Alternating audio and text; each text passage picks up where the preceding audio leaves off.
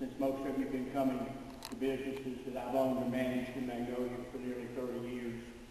And I have worked with many of you, alongside you, with me and my wife, in volunteer projects across the community over the years. Magnolia has always been a city confident in its capabilities and confident in its future. But I believe that confidence is in question more now than ever as we approach 2011. Fortunately, I don't believe it's going to be qualifications that bring about the changes in Magnolia that we want to see.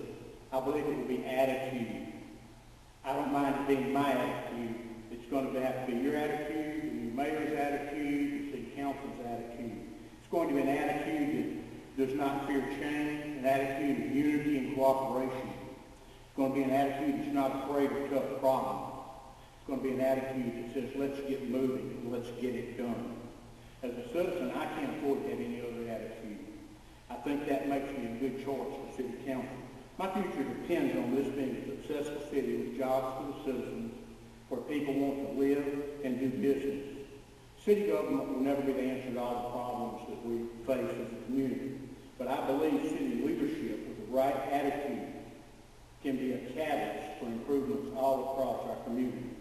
I'm Leslie Kent. I believe I have the right attitude to do a great job on the city council, and I'm ready to get busy with the new administration and help Magnolia move to the place it needs to be. Thank you. Mr. Talley, you have 2 minutes. Thank you for coming tonight. Most of you that know me know I'm pretty short, unless I'm talking about an antique car or something. I am Larry Talley, and currently the Alderman for Ward 1, Position 2, Magnolia City Council. I was appointed in March of 2009 to fill a vacancy by Mr. Tommy Wells, who resigned. I am a lifelong resident of Magnolia. I have lived in Forest Place South for nearly 30 years. I am a USAF veteran, SAU graduate, a member of First Baptist Church, and a retiree of Alcor Road. My wife, Anita, is the principal at Eastside Elementary School. I feel that my seat on the Magnolia City Council is to be a connection between the residents of Ward 1 and the city government of Magnolia, and to approve or disapprove agendas that affect the overall welfare of the city of Magnolia. Begin the questions. The first question will be directed to Mr. Talley. We'll have 2 minutes, and then Mr. Kent will have 1 minute to respond. Recently, some have suggested that the MEDC has not been a good use of taxpayer dollars. What criteria would you use to evaluate the costs and benefits of MEDC going forward to see if it is a good investment of taxpayer dollars?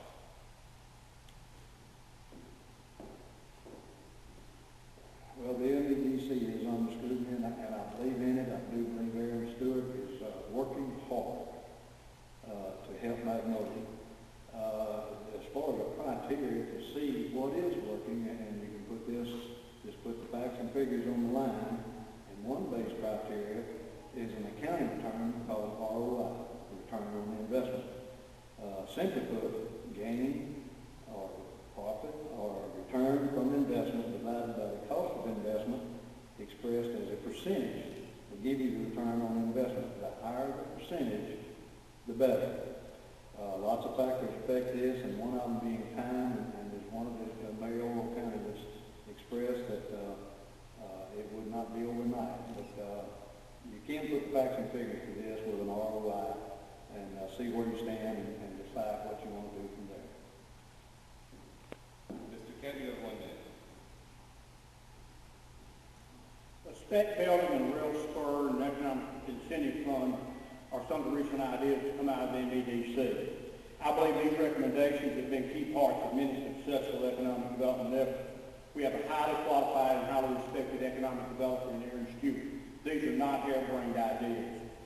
As a councilman, I would evaluate ideas like this by trying to find and asking about communities where they've been implemented and where they work, and also communities where they failed. Then I would try to evaluate how Magnolia is different, how Magnolia is similar, and make my mind for myself as to what might be a good expenditure and what might work. In my opinion, we don't know what MEDC can do.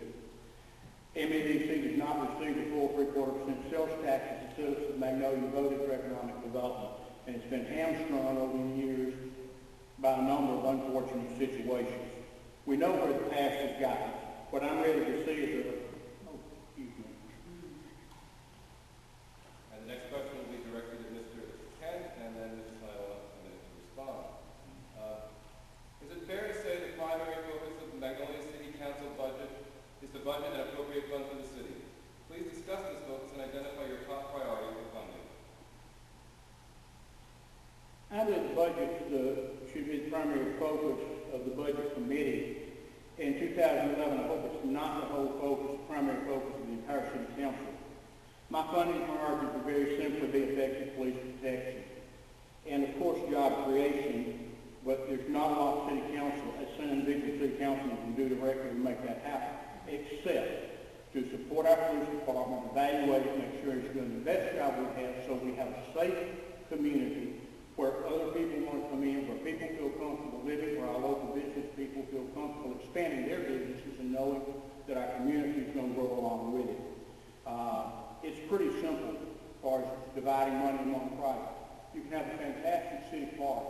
If people are not comfortable going to it, they don't feel safe, it's not really of much use. You have beautiful, smooth streets, but you don't have money to put gas in your car. Well, I don't know people do who walking. One street's just as rough as the next.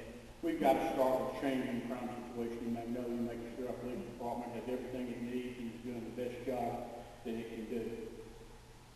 One little thing, I don't know if I have time to bring it up, I'm a little concerned by the fact that we have great water in Magnolia now, a good water supply. That's because someone 50 years ago was worrying about today. Now I'm concerned that we don't have anybody that's worrying about 50 years from today.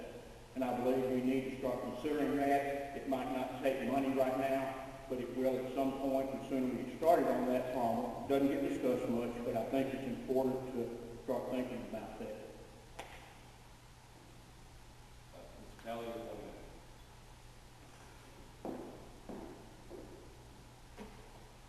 1 minute. Budgets and allocations of funds is certainly a major part of the city council agenda. I think the city has to be run like a business. As the mayor and CEO, funds must be brought in, expenses paid, and infrastructure maintained. Some of the sources for funds revenue is the city and county sales tax, grants, franchise tax, general funds, and state turnbacks. And the next question will be directed at Mr. Talley, and Mr. Kent will have 1 minute to respond. Many local residents complain that the city council is rubber stamped and does not discuss issues of importance to them. What is your response to this statement, and what would you do as a member of the city council to change this impression? Well, if by rubber stamp the question, you mean voting yes on everything, the council has to pass certain agendas to keep the city running. I have not seen anything that I would have voted no on since my term. And I would ask you to present to me what you would have voted no on. Citizens are welcome to come to meetings and listen. Speak to your alderman about your concerns and either get on the agenda. Mr. Kent, you have 1 minute to respond. I believe in the past that the city council has, by its public activity, given the impression that everything is decided in private and rubber stamped in public meetings. This is one of the reasons I'm a candidate today. Good public policy and the Arkansas Open Meetings Law require that the city council must do its business in public so the citizens can see how our elected officials perform and make important decisions. I believe if we elect the right mayor, that I won't have to do anything regarding this problem because I think the conduct of the city council will change for the better on January the 10th. The first thing I would do if necessary is demand that all matters requiring a vote of the city council be discussed at 3 consecutive meetings so the public can be informed by the meeting of what's being discussed and have the opportunity to come and participate for themselves. The next question will be directed at Mr. Kent, and then Mr. Talley will have a minute to respond. From 2000 to 2008, the Arkansas Crime Information Center reports that arrests for selling and manufacturing drugs have increased from 13 to 59%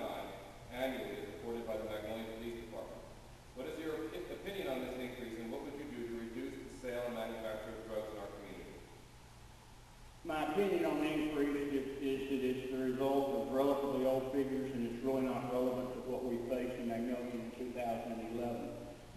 My basic ideas are we need to reduce demand for drugs. We need to decrease the supply by increasing the risk of arrest. We need to improve our local rehabilitation efforts, and we need to promote tougher punishment for habitual offenders. Main reason, the one main thing that I might do as a city council is to directly affect the risk of being arrested by making the police department a funding priority. I think it's completely appropriate for a new mayor, with the assistance of the City Council Fire and Police Committee, to fully evaluate the staffing and the training and policies of the Magnolia Police Department to be certain that it's doing the very best and most effective job that it can. We've had the same mayor for 16 long years, and the chief will be retiring fairly soon. The public is right to expect a new administration to evaluate police effectiveness.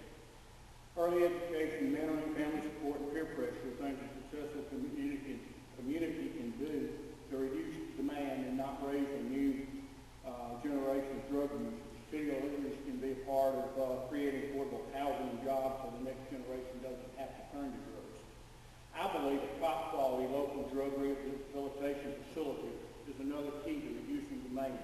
I believe city government could be the catalyst for the same community effort and philanthropy that created and supports SAYS, Magnolia Specialized Services, the Homeless Shelter, the Independent Living Center, CCAP, Adults with Unlimited, and the Town Medical